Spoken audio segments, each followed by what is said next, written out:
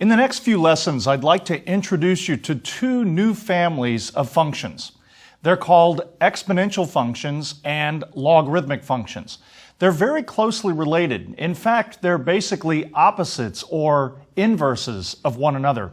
And they're extremely important in many real-world applications of mathematics, including studying population growth, compounded interest in a bank account, the net worth of a car or a piece of equipment due to depreciation, and they can even help with calculating things like pH of a chemical solution or the intensity of an earthquake based on the Richter scale.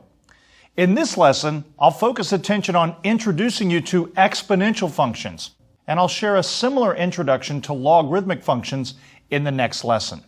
So let's start with the definition of a basic exponential function.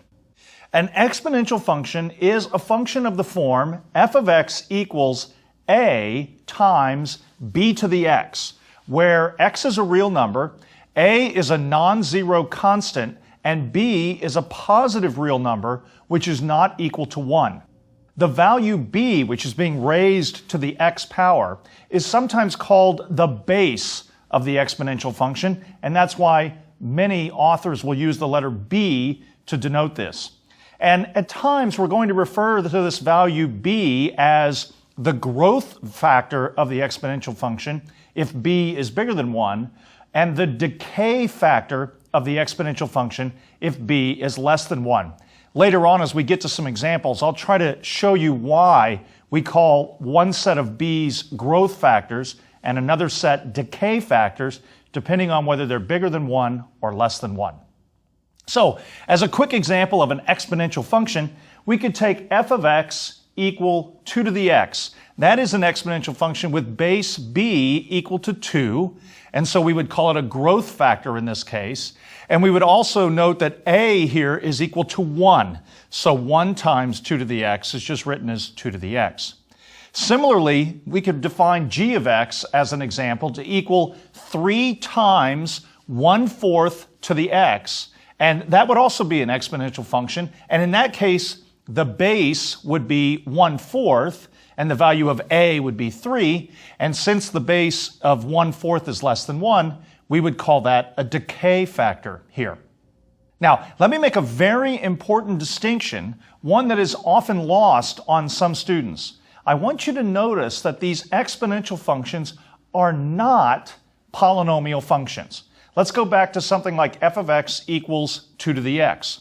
It's important that we see that this is not the same as something like h of x equals x squared. Do you see how between 2 to the x and x squared, we've actually switched the roles of where the x is located? In the case of the exponential function, the x, or variable, is up in the exponent, while in the case of a polynomial like x squared, that x is not the exponent, the 2 is the exponent. So it's very important that we understand the difference between exponential functions, where the exponent is the variable, and polynomial functions, where the exponents are just constants. So because these are two very different types of functions, we would expect them to have very, very different properties, and they really do. They have different sorts of graphs, for example, and they're going to behave very, very differently. So we're going to need to keep track of those as we go along, and whatever you do, don't confuse those two types of functions.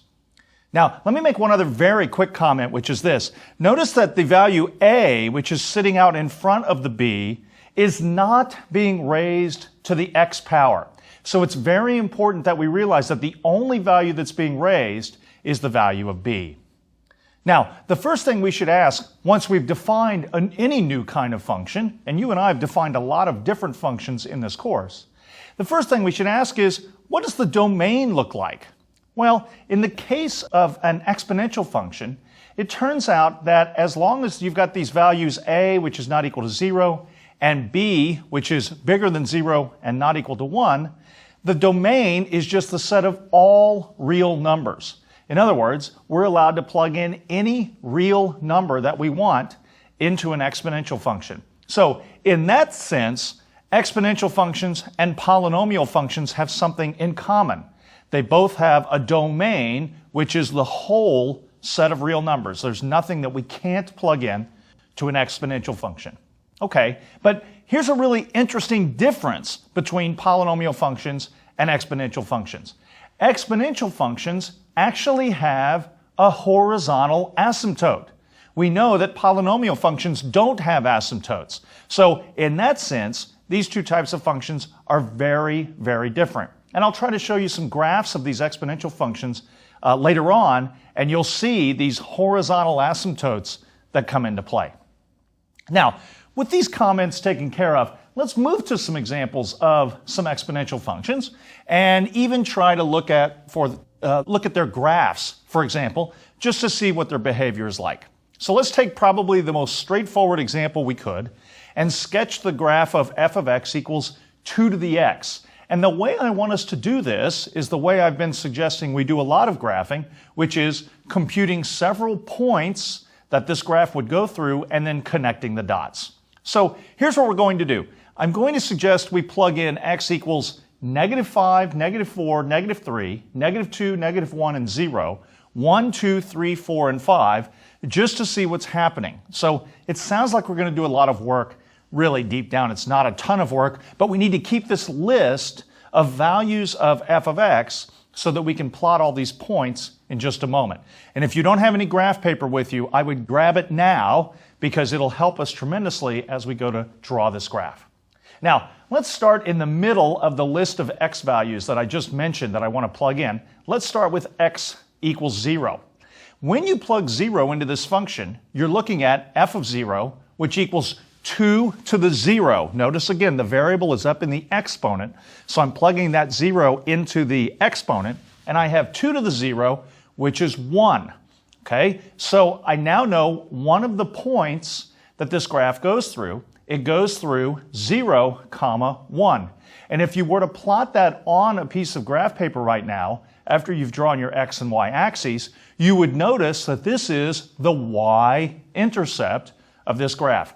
And you're going to notice that that seems to happen a lot as we study these exponential functions, that they're going to have a y-intercept often at 0, 1. Not always, but often.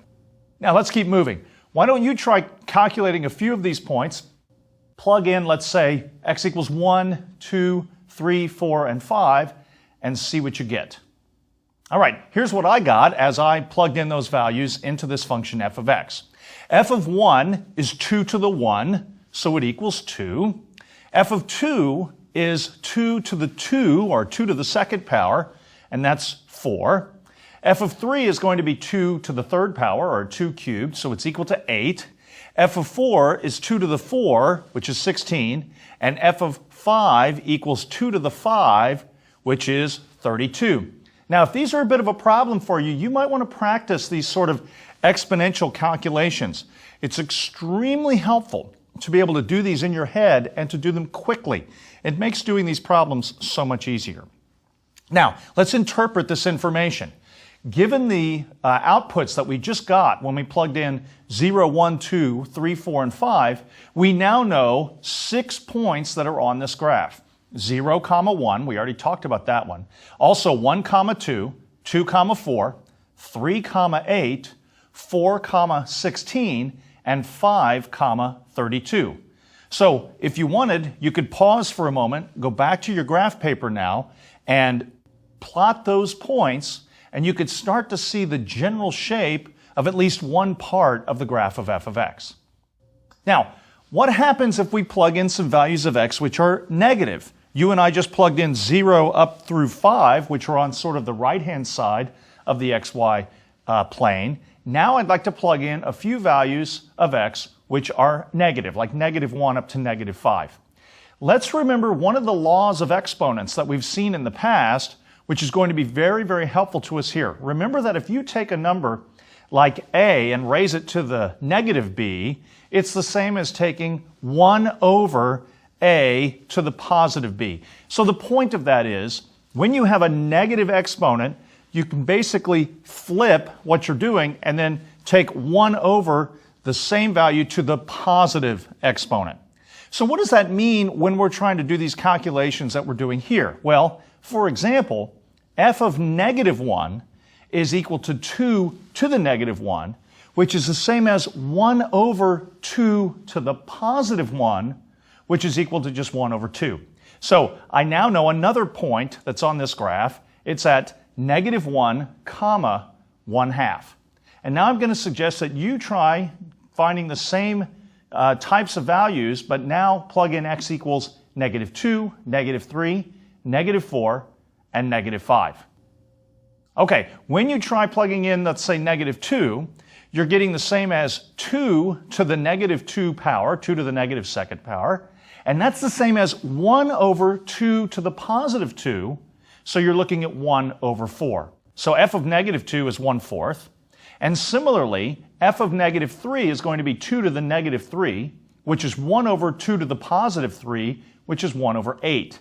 And f of negative 4 in a similar fashion is going to be 1 over 16, and f of negative 5, again by the same ideas, is going to be 1 over 32. So I now have 5 new points that I can also plot on my graph paper. Negative 1 comma 1/2, negative 2 comma 1/4, negative 3 comma 1/8, negative 4 comma 1/16, and negative 5 comma 1 over 32. And now I want you to think about what's happening with those y values as we plug in larger and larger negative numbers. Now, what I mean by that is, as we plug in things like negative 1, negative 2, negative 3, negative 4, negative 5, what if I wanted to plug in something like negative 10 or negative 100 or negative 1,000? What's happening to those y values is that they're actually getting smaller and smaller and smaller, but they are staying positive. Did you notice how we had things like 1/4 and 1/8 and 1/16 and 1 over 32? Those are all positive, but they sure are getting close to 0. In fact, they're getting close to 0 extremely quickly. But here's an interesting point about this exponential function, 2 to the x. The output will never equal 0. It might get close to 0, like 1 over 32 or even 1 over 64 or 1 over 128 or something like that. But none of the y values, none of the output values will ever equal 0. So the graph of this function, f of x equals 2 to the x, has a horizontal asymptote at the line y equals 0, which is the x-axis. But here's a really cool thing about this. It's got a horizontal asymptote just on one side, over here where the x's are negative. Did you notice what the points do on the other side? They go up. So this graph of this exponential function, 2 to the x, almost has two different sides to it. The one side gets very flat and has a horizontal asymptote at y equals 0, and the other side seems to take off and go up to plus infinity. I want you to, again, notice that this graph is never going to touch the x-axis. If you use a calculator, and some students do like to use a graphing calculator just to look at their graphs, the screen might make it look like the graph touches the x-axis. But it's not hard to convince ourselves that the y values will never equal 0. They may get tiny, but they're never going to be 0. They're always going to stay positive. And so the graph really stays above the x-axis, but it gets really close to it in the process. And that's the exact idea of a horizontal asymptote. Now, let's talk about this graph for a few more moments. We see that horizontal asymptote at y equals 0. We've already talked about that. Notice that the right-hand side, as you read it from left to right, is going to grow, and it grows exponentially. Sorry, but that's what we mean by exponential growth. And I want you to notice that since b was equal to 2, we called it a growth factor. We call it a growth factor because as we read the graph from left to right, the graph is going up. And let me emphasize again, we know the y-intercept is at 0, 1. Now, the next question you might ask, which is a pretty natural question, is what happens if the b value, the base, changes to something like 3 or 4 rather than 2? Well, that's actually a very good question to ask. And so I'm going to leave it to you to calculate some points for the functions, say, g of x equals 3 to the x and h of x equals 4 to the x. But let me just show you the graphs for these functions along with the graph of f of x equals 2 to the x, which we just found. Let's do that on the same set of axes. Now, what do you notice about these different graphs? Well, the first thing that I want to notice anyway is that they all have the same y-intercept. They all go through the point 0, 1. So that's cool. The next thing I see is that the graphs grow much faster on the right-hand side if they have a larger value of b, or the growth factor. And this is why we call that a growth factor, because as that value of b gets larger, the graph on the right-hand side of the xy plane, on the right-hand side of the y-axis, if you will, is actually growing faster. It goes up quicker than, say, the graph of 2 to the x. So you should notice that y equals 2 to the x is sort of below the graph of y equals 3 to the x, which is below the graph of y equals 4 to the x on the right-hand side of the y-axis. And one other thing you should notice about all three of these graphs is that they all have that same horizontal asymptote of y equals 0 on the left-hand side of their graph. Not on the right, but on the left. None of these three graphs ever intersects the x-axis. They always stay just above it, but they do have that as a horizontal asymptote. So they don't go below it, and they also don't swoop back up like something like y equals x squared would want to do. They do flatten out, and they stay flat throughout that whole left-hand side of the graph.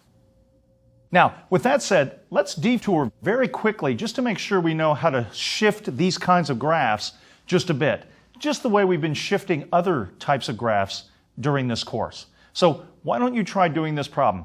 Sketch the graph of f of x equals 2 to the x plus 5. Now, it's extremely important that we notice that the plus 5 is not in the exponent of this function. What we've done is added 5 to the whole function. We have not just added 5 to the x up in the exponent. And because we've added 5 to the whole function, it means that the graph of 2 to the x plus 5 is the same as the graph of 2 to the x, which you and I just drew a few moments ago, except that it's shifted up by 5 units. So the graph would look something like this. Now, notice that that has the same sort of shape as y equals 2 to the x, but now by shifting it up by 5 units, two new things have happened. One is we've moved the y-intercept to 0, 6 now, 1 plus 5 being 6, and we've moved the horizontal asymptote now, so this graph never gets down to y equals 5 in this case. Now, let's try a different alternative of what these graphs can look like by trying the following example. And again, I'm going to encourage you to try it yourself. Sketch the graph of g of x equals 3 raised to the x minus 4 power. Now, this example is different from the one I just did, not only because the base is different, of course, but because now what I've done is I've actually changed the exponent from x to x minus 4. So remember what happens when I actually change the value of x to something like x minus 4 when I subtract a positive constant like that? It shifts the graph now not up or down, but it's actually going to shift the graph to the right by 4 units. So to graph 3 to the x minus 4, we start with the graph of 3 to the x, which I showed you a few moments ago, and we just shift that graph by 4 units to the right. And that would give you a graph that looks something like this. Now, it has a similar shape to the graph of 3 to the x, and it might be hard to tell that we really did the shift that I mentioned, but it really has happened. In particular, notice that the y-intercept is no longer at 0, 1. It's now at a different point, 0, 1 over 81, which is very, very close to the origin because 1 over 81 is a relatively small positive number. Okay, we've seen the basic shape of the graph of a basic exponential function when the value b, or the base of the function, is a growth value, a growth factor, that is when it's bigger than 1. Now the next very natural question you might want to ask is, what if that base is between 0 and 1, like 1/2 or 1/3? So let's move now to another example where we look at the sketch of a graph of an exponential function where the base is between 0 and 1. Let's sketch the graph of f of x equals 1/2 raised to the x. Now, as we did when we started sketching these graphs earlier in the lesson, I'm going to suggest we just plot some points and carefully put them on a piece of graph paper and then connect those dots. So I'm going to plug in the same values that I plugged in earlier from -5 up to 5, and I'm going to see what I get. Now let me suggest you start that yourself. Try calculating f of x equals 1/2 to the x for values like, let's say, -5, -4, -3, and so on, and let's see what you get. Okay, so what happened? Well, let's start at the f of -5. I think that would be a good place to start. F of -5 is going to be 1/2 to the -5 power, which of course is 1 to the -5 divided by 2 to the -5. Now 1 to any power is 1, so the numerator is just 1 and the denominator is still 2 to the -5. But remember what happens when you raise a number to a negative number. It's the same as moving that number to the other location, in this case from the denominator up to the numerator, and making the power positive. So 1 over 2 to the -5 is the same as just 2 to the +5, and that's equal to 32. So f of -5 is 32. F of -4 is going to be 1/2 to the -4, which is 1 to the -4, over 2 to the -4, which is just 1 over 2 to the -4, and now the 2 to the -4 comes up to the numerator again, giving you a 2 to the +4, which is 16. So f of -4 is 16. And in a similar fashion, f of -3 is going to be 8, and f of -2 is going to be 4, and f of -1 is going to be 2. So now I know 5 points on this graph, the last of which would have been -1, 2. Now, what happens at 0? Well, f of 0 is 1/2 to the 0, and any number that's like 1/2, which is raised to the 0, is going to be 1. So f of 0 is 1, which means my y-intercept here is 0, 1, which is actually the y-intercept we were seeing for a lot of the other functions that we studied earlier. Now, let's keep going. What's f of 1? Well, f of 1 is 1/2 to the 1, and something like 1/2 raised to the 1 is just itself, so that's 1/2. So f of 1 is 1/2, or the graph is going to go through the point 1, 1/2. F of 2 is 1/2 squared, which is 1/2 times 1/2, which is a 4th. And f of 3 is 1/2 cubed, which again is 1/2 times 1/2 times 1/2, which is 1/8. And similarly, f of 4 is going to be 1 over 16, and f of 5 is going to be 1 over 32. Now, take out a new sheet of graph paper and draw some axes and plot these points and see what you get. Do you see any similarity between this graph, which is the graph of f of x equals 1/2 to the x, and the graph of f of x equals 2 to the x, which was the first one that we did in this lesson? Well, the answer is, if you stare at them long enough, the answer is that the graphs are mirror images of one another across the y-axis. Notice that both the graph of 1/2 to the x and 2 to the x have the same y-intercept, 0, 1. But now, unlike 2 to the x, which when it ran from left to right went upwards, now in the case of the graph of 1/2 to the x, you have a graph that seems to be starting really, really high on the left-hand side, if you will, and it cuts through that point 0, 1 on the y-axis and then begins to decrease, well, continues to decrease, I should say, and starts to get very, very close to the x-axis on the right-hand side of the graph now, not on the left. So, in fact, the graph of 1/2 to the x really is the mirror image of the graph of 2 to the x.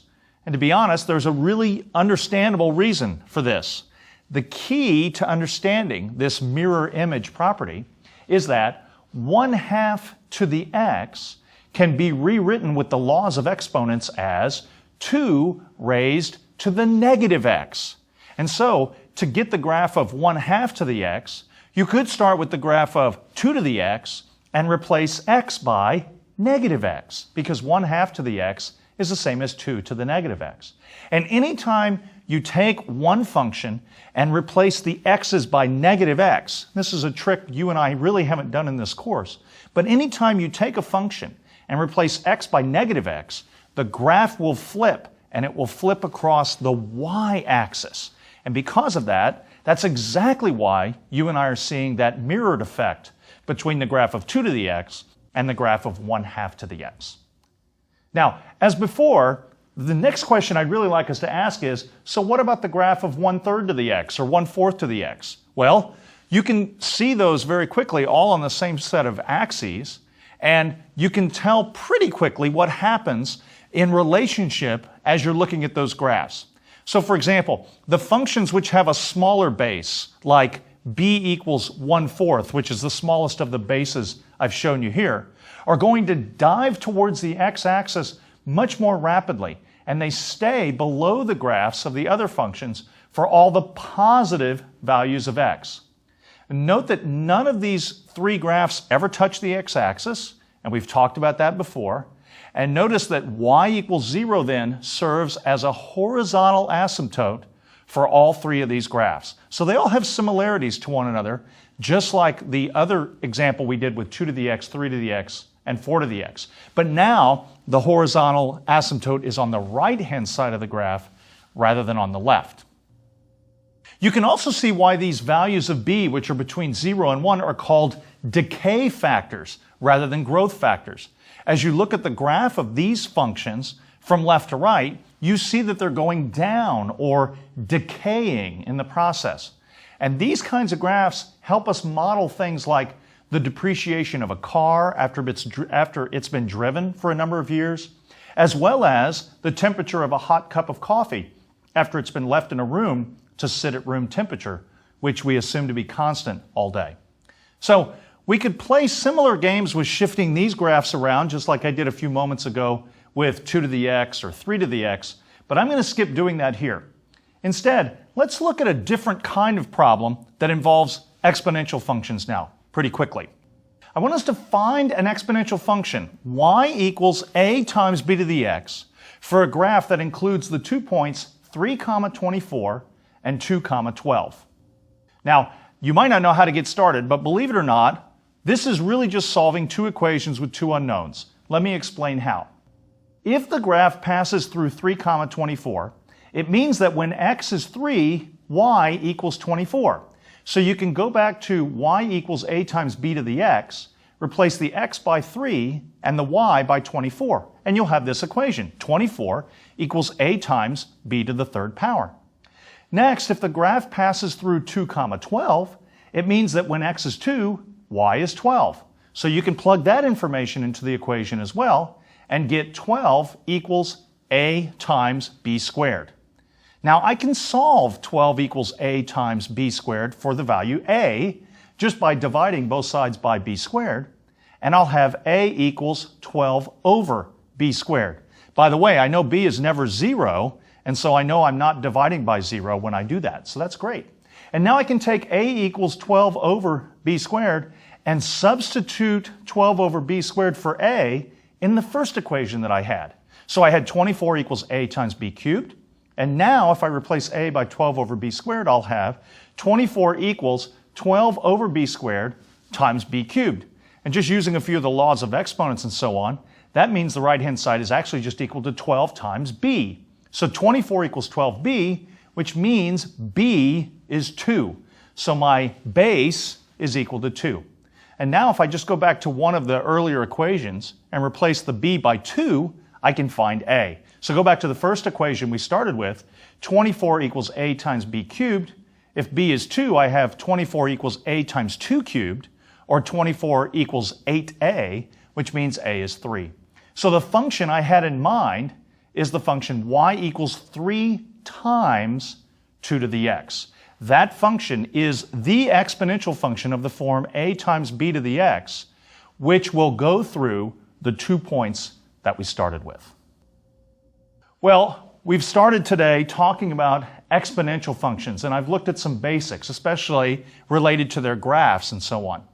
Next time, I want to look at logarithmic functions, which are the sort of natural companions of exponential functions. I'll see you then.